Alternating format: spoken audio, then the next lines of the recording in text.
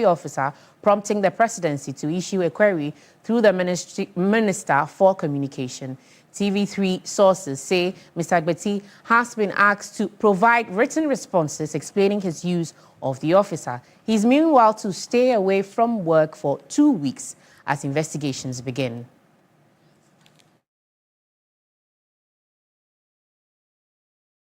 Now, from security to the coast, President John Dramani Mahama has cut short for the official commencement of work on the Phase 2 of the Blekusu Sea Defense Project to offer protection to communities being affected by the tidal wave distractions along the Keta Lagoon. The president, in his address, reaffirmed his government's commitment to offering an inclusive, resilient social and economic protection to all Ghanaians, regardless of their location. Ceremony, which took place at Agaveji, one of the communities that have faced the brunt of perennial tidal wave distraction, marks the official commencement of work on the Phase 2 of the Keta Sea Defense Project. The project, which is to be undertaken by Amandi Construction, is expected to be completed by 2029. The scope of works for Phase 2 includes construction of 37 groins along an 8-kilometer stretch of the coast, beach nourishment and dune restoration to reinforce the natural buffer against tidal waves, shoreline stabilization and erosion control infrastructure. This intervention is designed to protect the communities of Salakope, Agaveji and Amichinu, thereby enhancing resilience to coastal hazards and improving safety for thousands of residents. In addition, the core protection structures, the project will provide socio-economic infrastructure to improve the livelihoods and the well-being of the people. These will include a modern fish market, a cold storage facility for fish preservation, fish drying and smoking areas, a car park and lorry station, public washrooms, and a solid waste management system.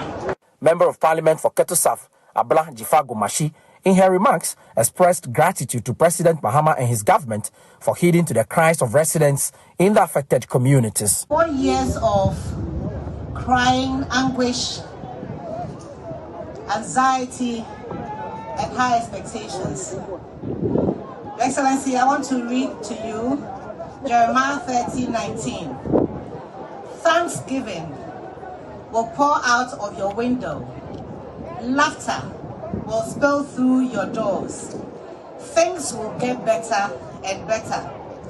Desperation days are over. You will thrive. You will flourish. The days of contempt are over. Thank you so much. President Mahama, who is making his second visit to the affected areas since taking over the reins of government this year, noted that the defense project is testament to his government's commitment to offering protection to all citizens, regardless of their location. The sea has taken a lot from this community. It has taken land, it has taken property, it has taken livelihoods, and it has taken our peace of mind. But today I stand here to say, no more will the sea consume our land.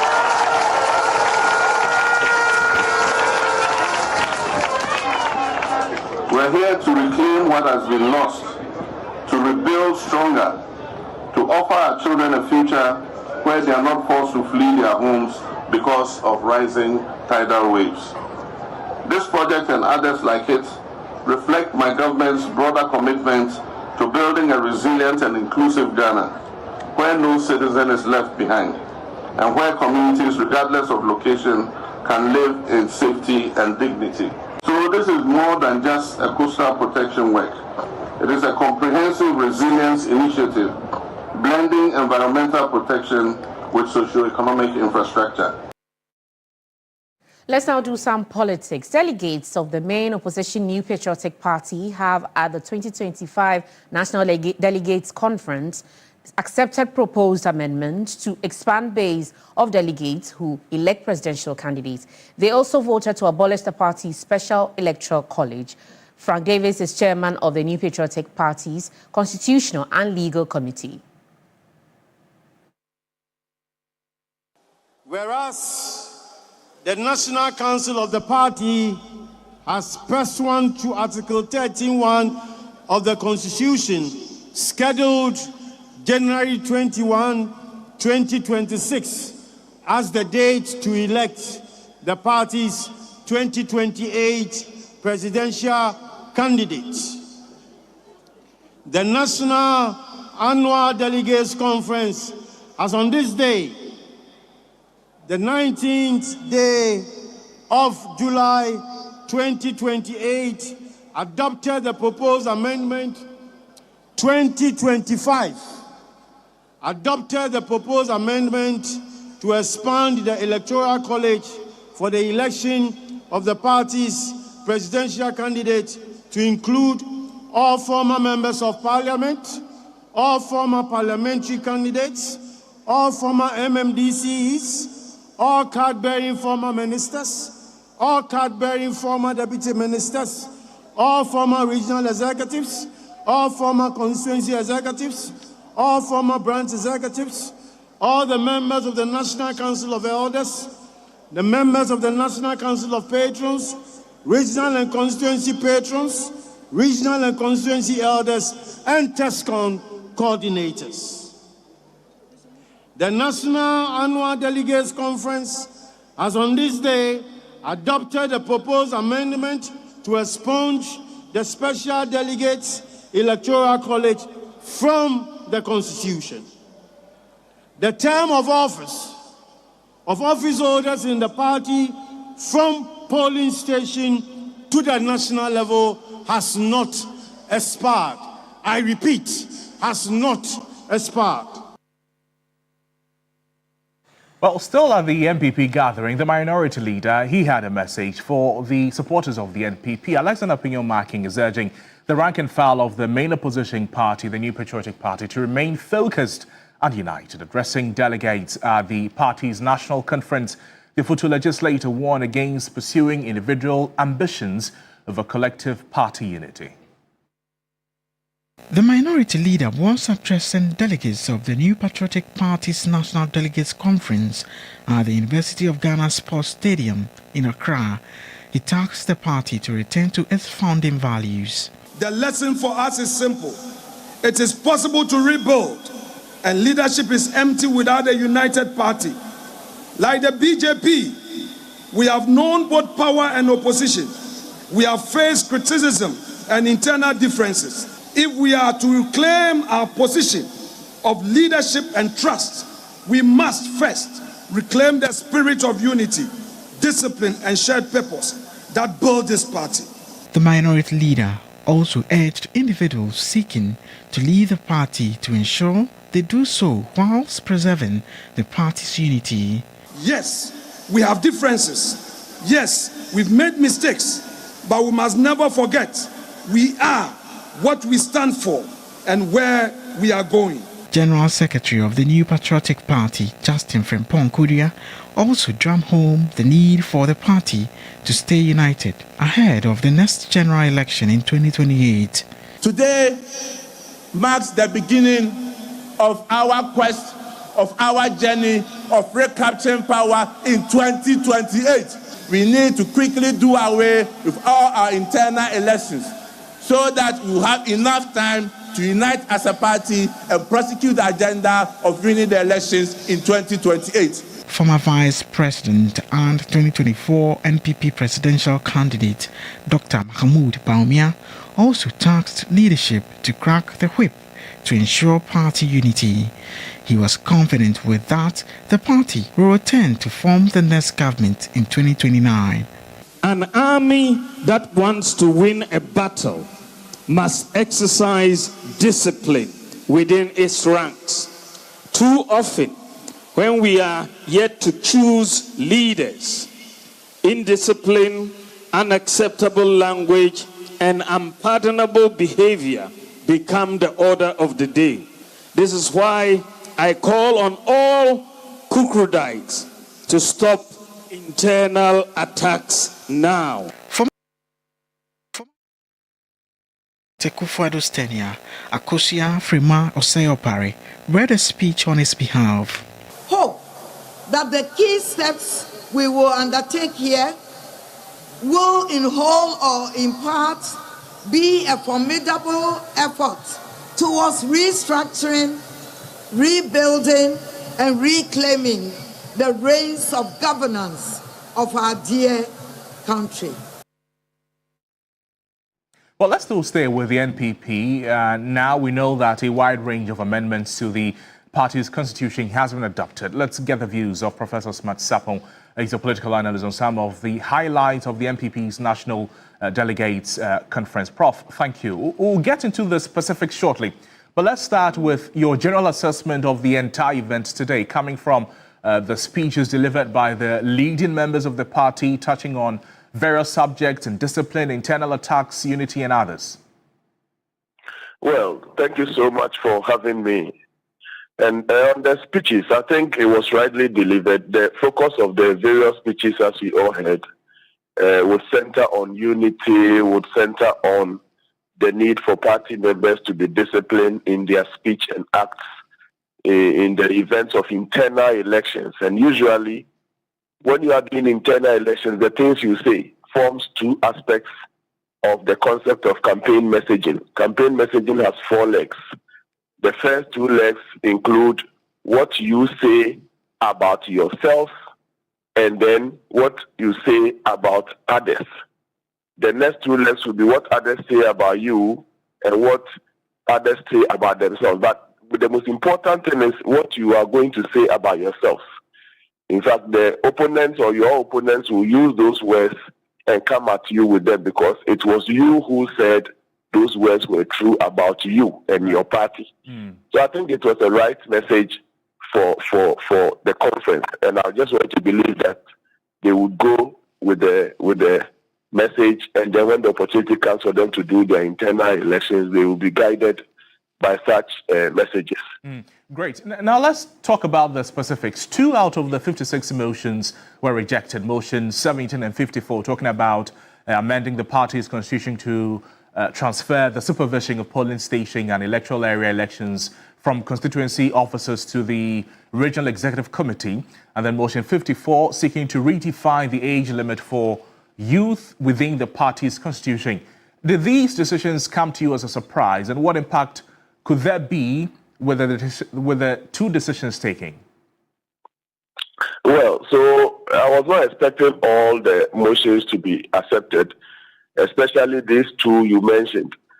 We are trying to decentralize as a country, and all the aspects of the national life must try to be a decentralized system. So moving polling station to be supervised or guided by regional and all those things, I'm sure, would weaken the structure at the base. So if they would want the base to supervise and be in charge of polling station elections, I think that would be fine. And then some others that were rejected, at least the majority we know were accepted by conference or Congress, if they want to call it so. And it seeks to basically expand the base of the Electoral College for many more people to be involved. Mind you, if, for example, the polling station is expanded to, let's say, 10 or 9, like the NDC have it, right, it will give them more ability to be in charge of the polling station. If 5 are managing the polling station on elections, at least you still have some 4 or 5 more going around to mobilize your voters to come and vote. So the expansion is perhaps one of the core takeaways from this conference, and let's see how it's able to near to their benefit as a party. Prof, you just spoke about the expansion of the Electoral College as well, and you've shared your thoughts. So let's move on to some other concerns that have come from some of the other, outcomes from the NPP's delegate conference. Motion 47 sought to abolish the Special Electoral College or the super delegate system. What are your thoughts on this? I think it is in the right order. All members that belonged to that special electoral college were to me not supposed to be special when it comes to the concept of politics. Politics will define each one to have one vote with equal weight. We are not in the US where some votes had weight than others. Here in our part of the world, all of us have equal votes that carried equal weight. So if in a structure that level of discrimination will be done and make other people become special than others, then it was going to be problematic going into the future with it. So I think it's been largely spoken against, and if this opportunity has scrapped it entirely, it would be in their interest. Everybody will feel special, if you like, special. No one is more special than the other in terms of votes or ballots. Prof, on that special note, thank you. Thank you so much for speaking with us. Professor Smart Sapon, who is a political analyst, sharing his thoughts on the just ended NPP's National Delegates Conference. Moving on to some more news this evening, undocumented immigrants who were repatriated to their countries after a Ghana Immigration Service operation in May be back on the streets in Ghana. My colleague Judith Brown combed the streets of Accra and revealed a number of immigrants are still at vantage points in the capital. The Ghana Immigration Service rounded up over 2,000 individuals, predominantly Nigerians and Nigerians, for engaging in street begging and other unregulated activities. Despite the initial repatriation of 925 individuals, it appears the effort may not have been sustainable. The GIS operation, which began on May 16, 2025, aimed to address growing concerns about undocumented migrants in Accra and other cities. The service assured that the migrants underwent thorough profiling and security screening and were treated humanely during the repatriation process. Our checks at various vantage points in the city of Accra reveal that many of the undocumented immigrants, especially children, are still on the streets. But while the team drove through various points in the city, we came across a heartwarming initiative. Right at the Atomic Junction, an NGO known as the Evangelists had taken it upon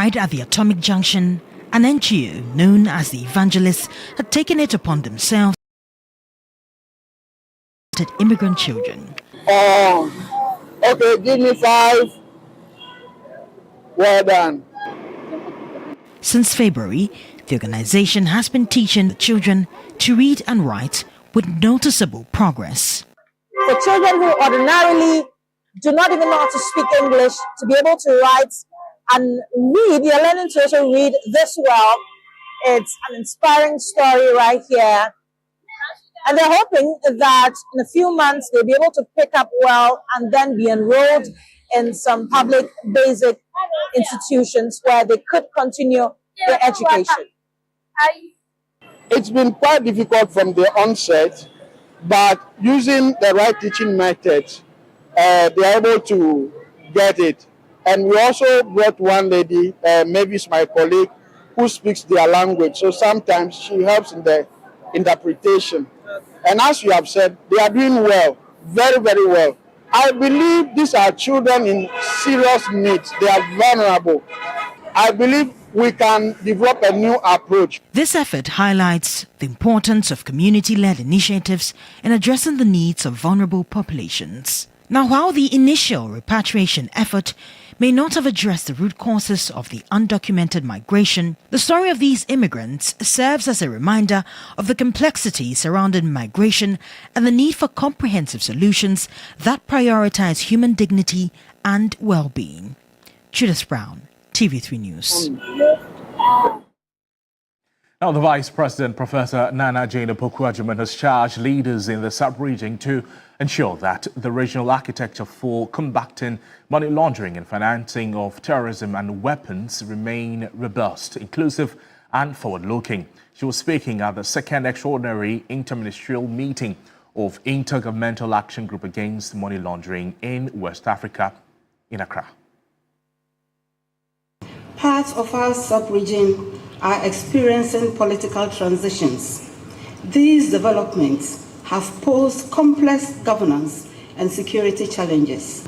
The illicit flows of money and related crimes often thrive where coordination is weak and institutional presence is fragmented.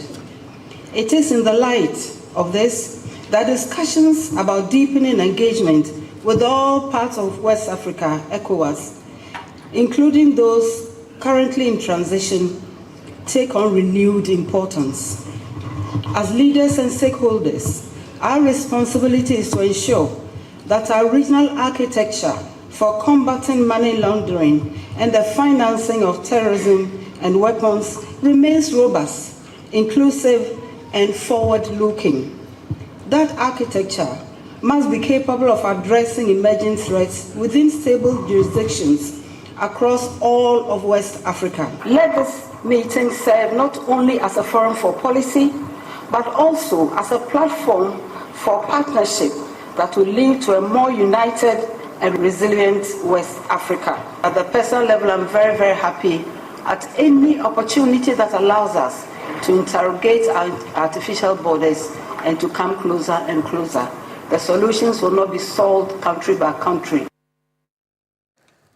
And now, dilapidated education infrastructure presents a major challenge impacting the quality of education and hindering performance, especially in rural schools.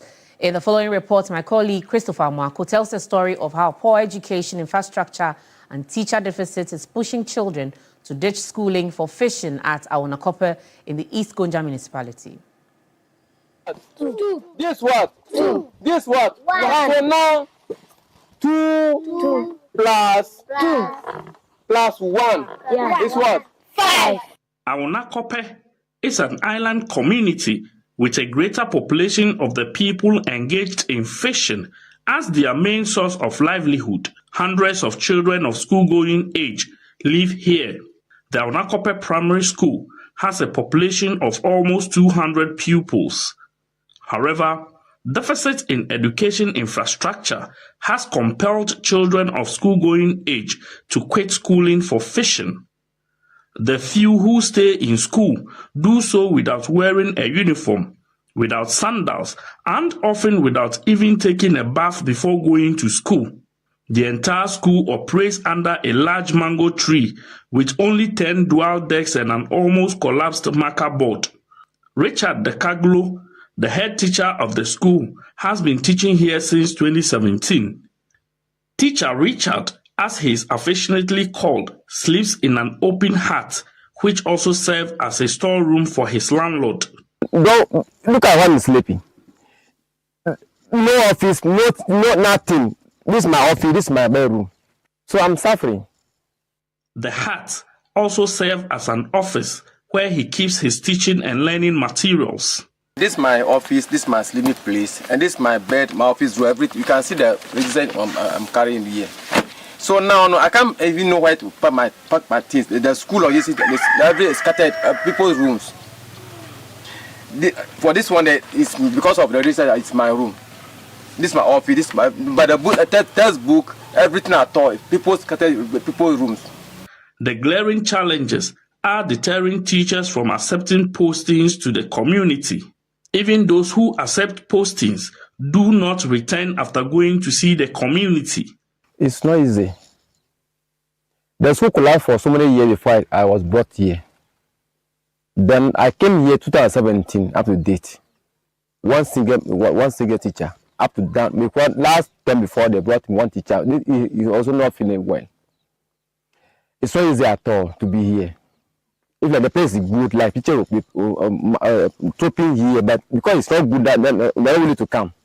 In 2024, the community, through a self-help initiative, started constructing a 3-unit classroom block.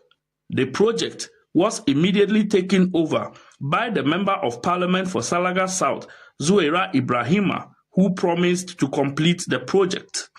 However, 7 months after winning the 2024 parliamentary elections, the project has not seen any progress. Residents say they feel deceived. School asem no ehia afi so no aban ombu yebi sebio yesu yetu aba ma aban ba aban omboa oma bibia.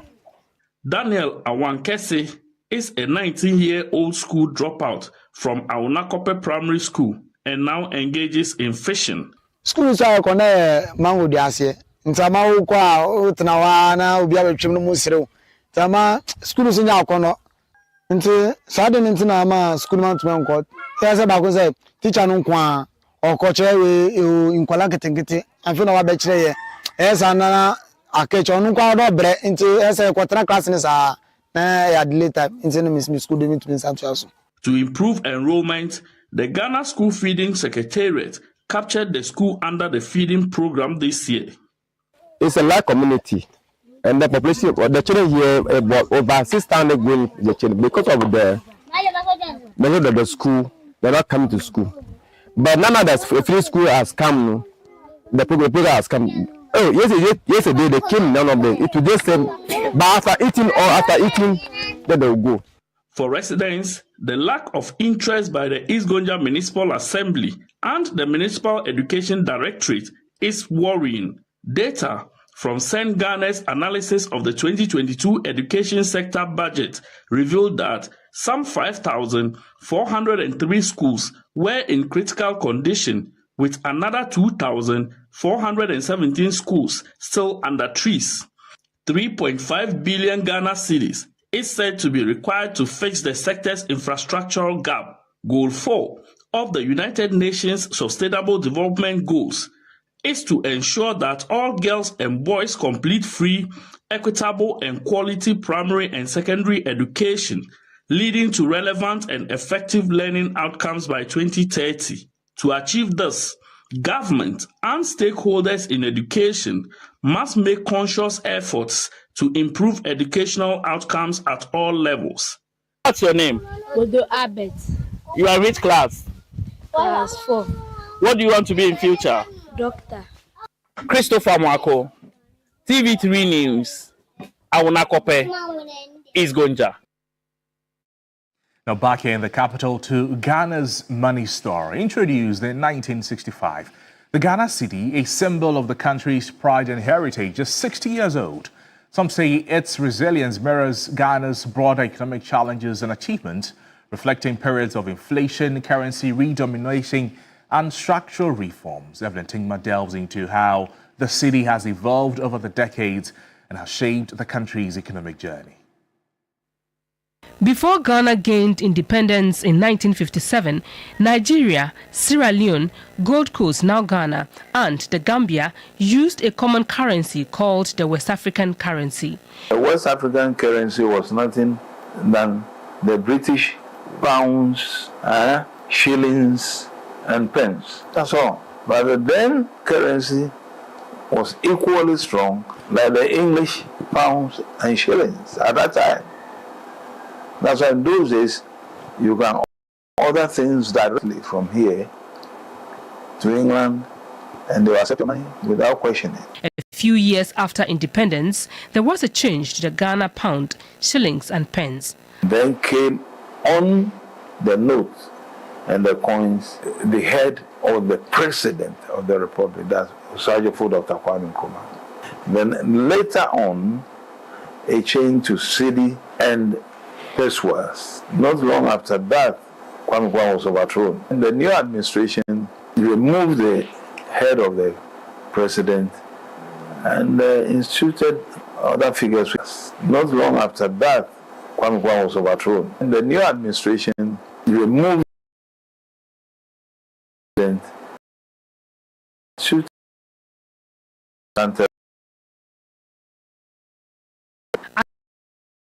equate the economic strength of the Cedi to the pound, but that cannot be said of the Cedi today.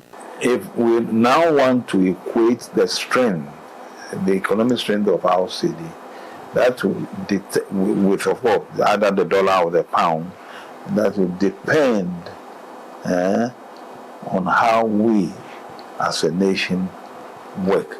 If we work hard here and we export more than we import, then our currency will be strong. At the moment, we import more than necessary. And that is what has brought our city to its knees. And I think the present leadership is trying to correct that. Despite its hyperinflation, repeated devaluations and redenomination, the Cedi, 60 years on, has provided bread and butter for many. What started at 2.4 cedis to 1 British pound has evolved into a currency many Ghanaians now watch daily with conscious eyes. Okay. I came to Accra 74.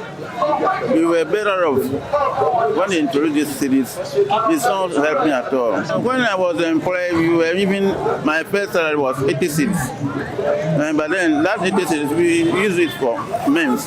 We don't have a problem. But now we are paying 10 million, it doesn't help.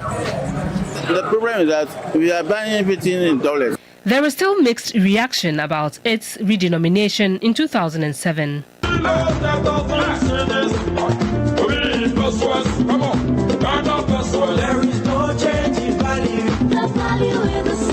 Rally's time.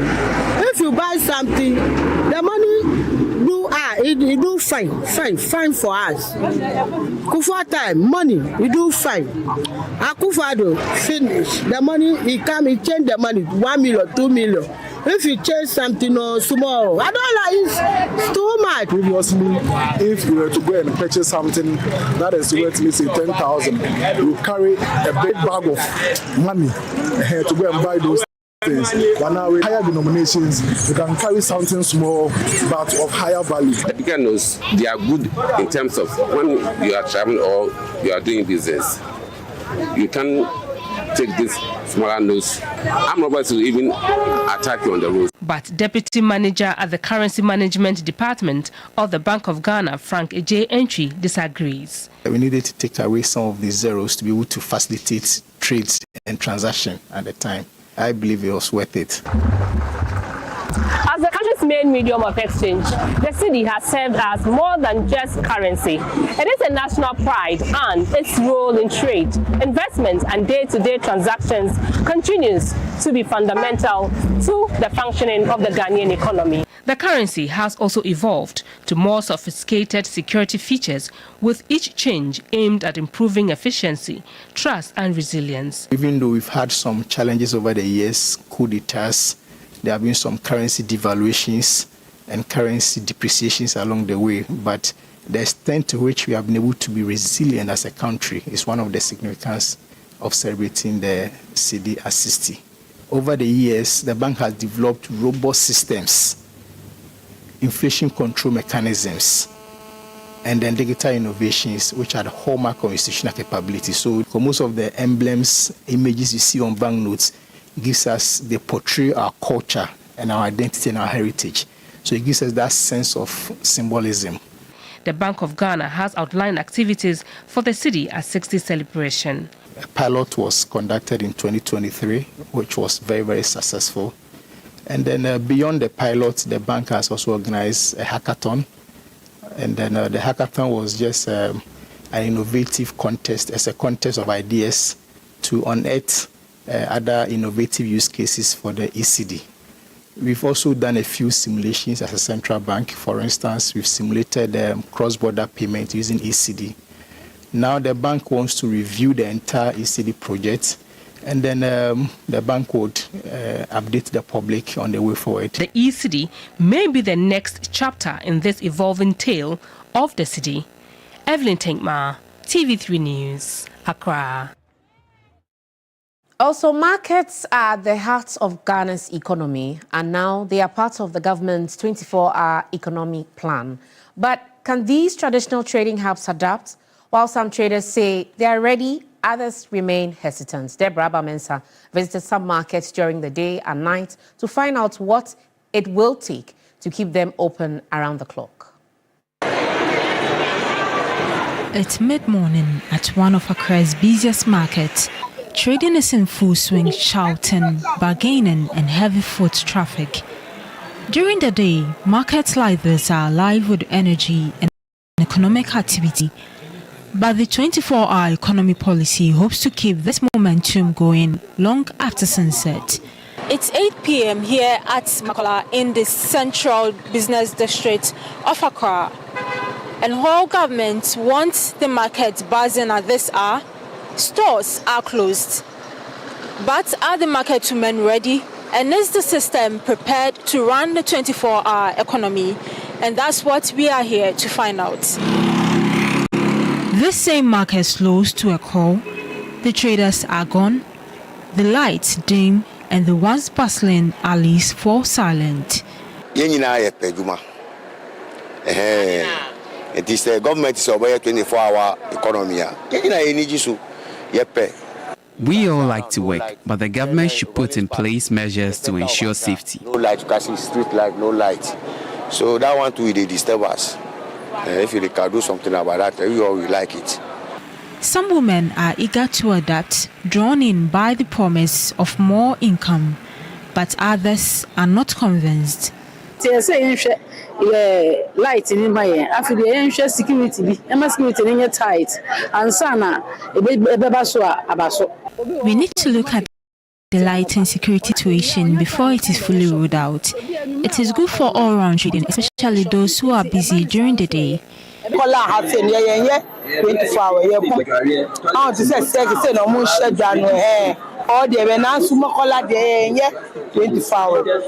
Makola, we don't operate 24 hours, but other markets does. So I tend to 100 will be able to 24 hours. I mean, they had a station big maybe to say something say, and when you are a fakao, it's a man for cover. We don't operate in the night. We always operate during the daytime. If Seko or Kaneshi, then that's fine.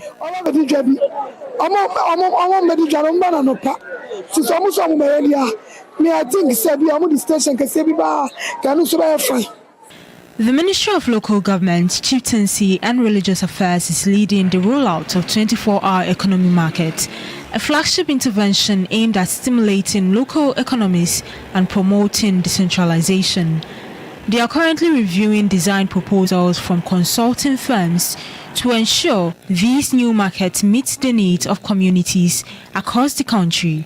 We are going to champion the 24-hour economy market. Every ministry is taking part of it, but we are implementing it at the sub-district level. So because of that, we have chosen 24-hour economy market, where 25% of the 80% being given to them is going to be used on that. And you have to build a market that can operate 24/7. So when we come to a university like this, we can cite 1 year. It will have a pharmacy, it will have a police station, fire station, a banking hall, all the facilities will be there where it can operate 24/7. In countries like Nigeria and Thailand, some markets already run 24/7 with rotating shifts, CCTV coverage, and support from city authorities. The UK's Smithfield market, for example, operates overnight to serve early morning buyers. Experts say Ghana could follow suit, but must first invest in infrastructure and policy reforms. It's about acquisition of land, mostly within the agric area, and getting the various organizations or institutions to get the agricultural part aspect of the project to move. And when it comes to the industrial parks, yes, we still need lands. I don't know whether the top hierarchy of the policy will make arrangement for acquisition of lands, and then we see to the implementation of the program. For now, only a few spots, mostly food vendors and mini kiosks, operate round the clock. But if the government's vision is to be realized, markets like this one will need more than talk. They will need serious investment and a cultural shift. The 24-hour economy may sound promising, but for many traders here, it's not just about staying open longer. It's about making sure that doing so is safe, worthwhile, and supported. Well, let's move from night markets to daytime meals. And having a healthy diet is a major hurdle for most Ghanaians owing to the heavy dependence on carbohydrate-based foods and a sedentary lifestyle. For many of us workers in Ghana, busy schedules and long commutes are taking a toll on their health because of poor dietary habits driven by convenience and fatigue. LCA has more in this report. A sedentary lifestyle fueled by early morning traffic and endless meetings. That's the bane of most Ghanaian workers as they juggle between work and home. By the time most office workers in Ghana sit down for lunch, nutrition is often the last thing on their minds. It's a common struggle. Many 9-to-5 workers rely heavily on processed foods, sugar-filled drinks, or heavy local meals that can leave them sluggish or bloated.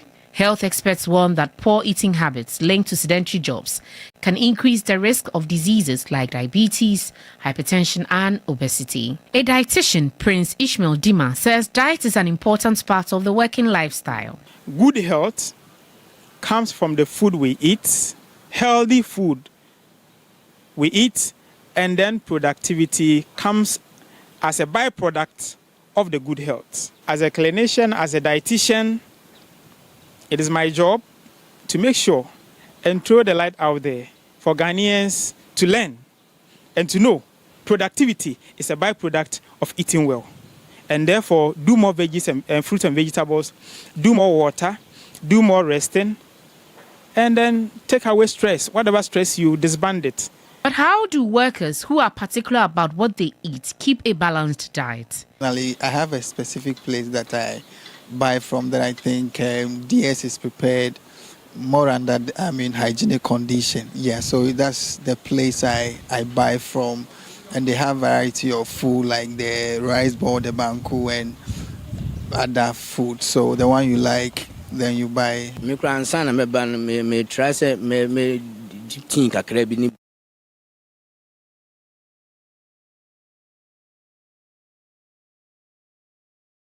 In the morning, I try to take in some tea and bread at home before coming. When it is lunch break, I add beverages like sobolo to my meal, and I also add fruits like banana to my meal to balance it. Experts recommend that office workers stay hydrated, eat lighter meals during work hours, and incorporate physical activity into their daily routines. That was a nice report put together there by LCA. It brings me to the question, Ayisha. How do you eat a healthy diet with what you do? I don't forget my breakfast. I try to have it. I have it very early. Right. And then throughout the day, I drink a lot of water. Okay. I take my walks around the office. You see me most times taking my walks. And then later in the afternoon, I have like a late lunch. And then that's it for the day. Right. I take some fruits for dinner as well. Pick some lessons from Yes, you should. Very necessary. This is still News 360. We're back with more stories after the break. Stay with us.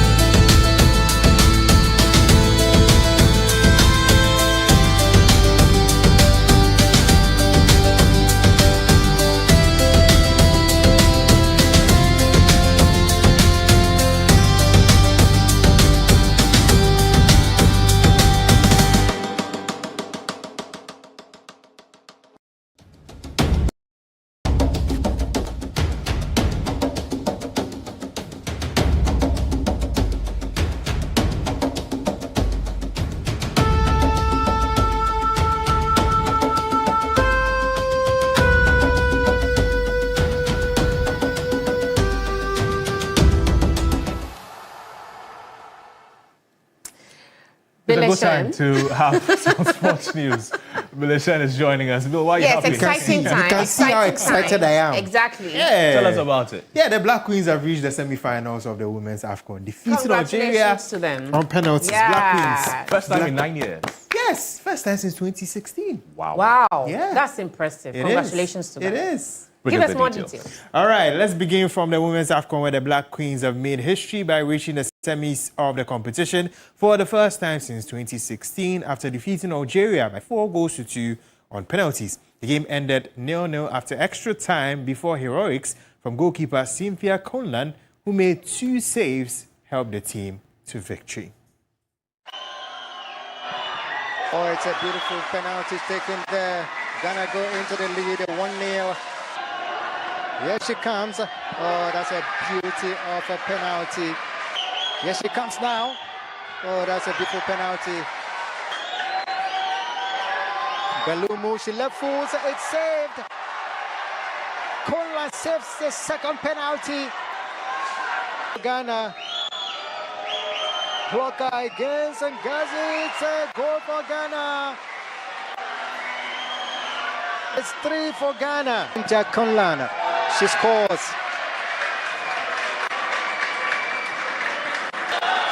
Here it comes. It is settled. Settled, and Ghana are victorious. Ghana will go into the semi-final clash. Now, still on the Black Queens, my colleague Akusie J followed the game live from Morocco and put together this report.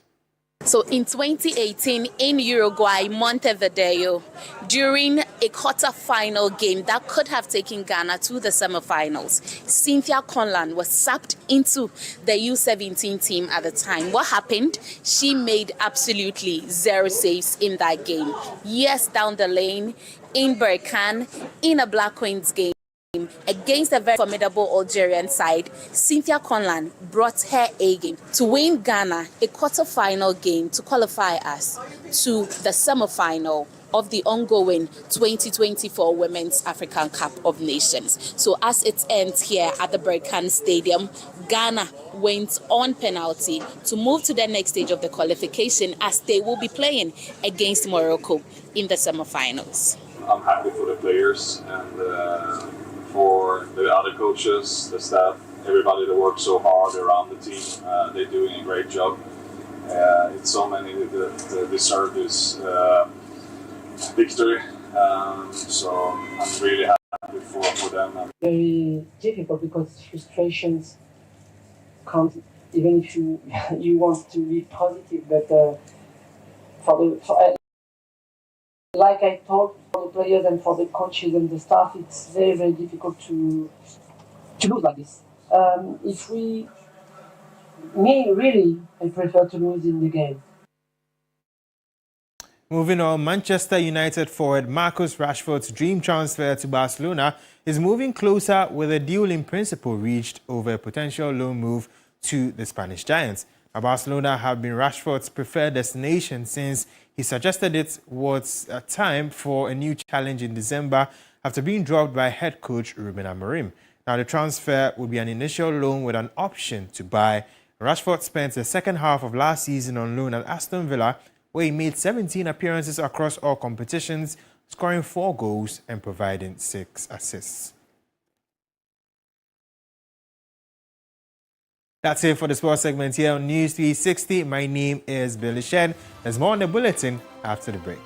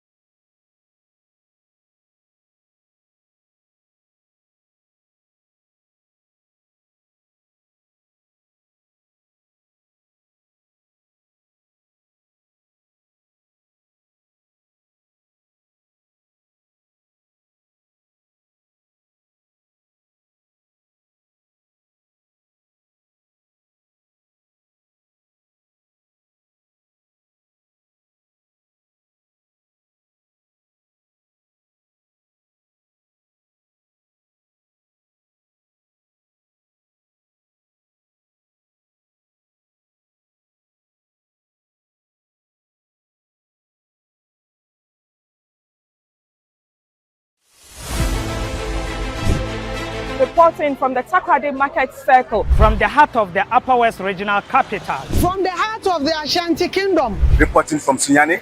From the Central Business District of Navrongo. The parliamentarians are on recess.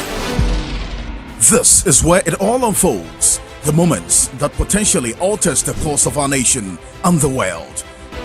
These are the individuals we recognize, the voices we amplify, who appears on screen and who contributes behind the scenes. Staying with us, let's now take a look at what is happening around the world.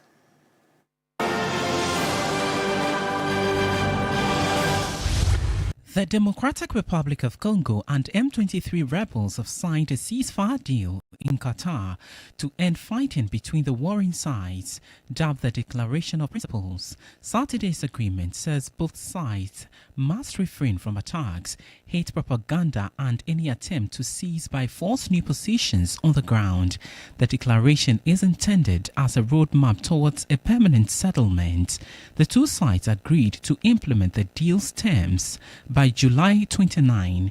A final peace deal is due by 18th August and must align with last month's U.S. brokered deal between DR Congo and Rwanda, which denies accusations it backed M23.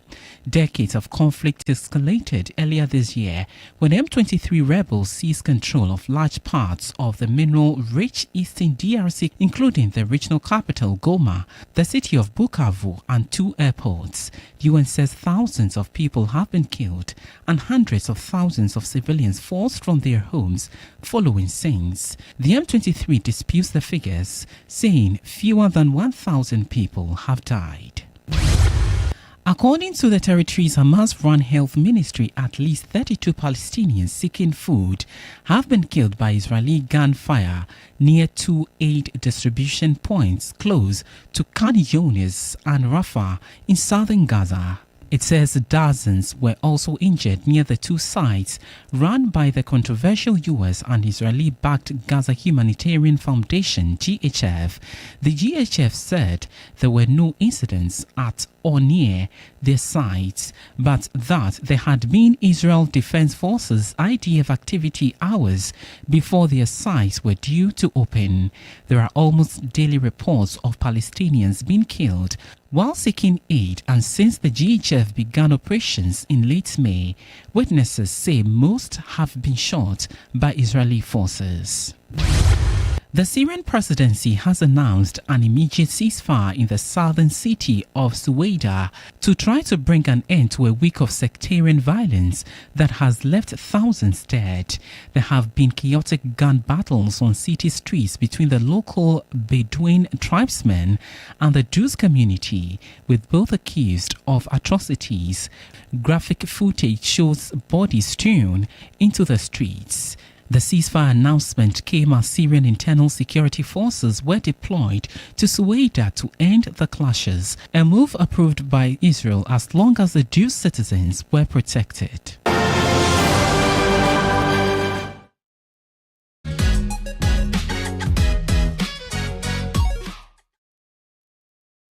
In entertainment news, renowned Highlife singer Kwabena is gearing up to celebrate his 20th anniversary in the music scene. As part of the celebrations, the composer has hinted at taking his breakthrough hit song, Aso, on the road, planning an international tour in selected European countries starting August 2025.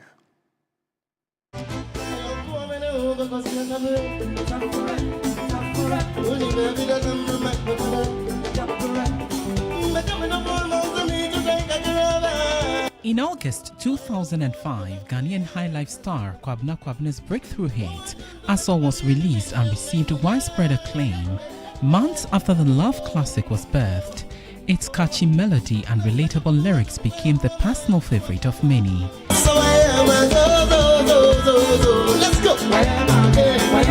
20 years on, Aso still enjoys massive airplay and connects with people on a personal level. Reflecting on the success of the song, Kwabena expressed gratitude to Highlife icon Nana Kuntikene for facilitating the production of the song. Not until I met this young man called Kuntini on a different project, on the AC project, I played the music and I sang a cappella to the beat. And he actually freaked out. He freaked out the first time hearing the song, and he decided that, hey, why not record the song? So he's the one who actually led us to appear to do the very first production of the song. Kwabena is not just celebrating his 20th anniversary in the music scene, he's making it a year to remember with 3 major concerts in Ghana. The major one we'll be doing in Ghana, we'll be doing a triangular concert.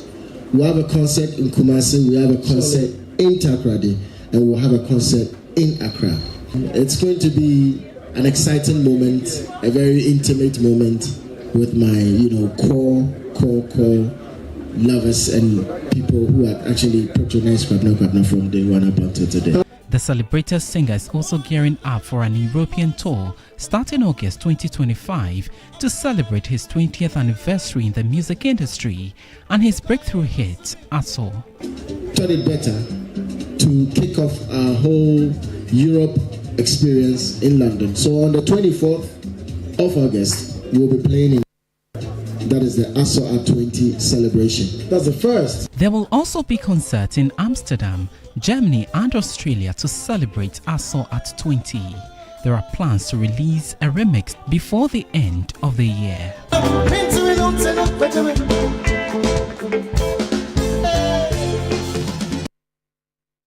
And that's it for News 360 tonight. As always, you can find more news on 3news.com. I am Ayisha Yakubu. And I am Noble Crosby. Annan, thank you so much for staying with us. Stay with us and enjoy the rest of our program. Showbiz 360 with Giovanni Caleb is up next. Good evening. Bye-bye.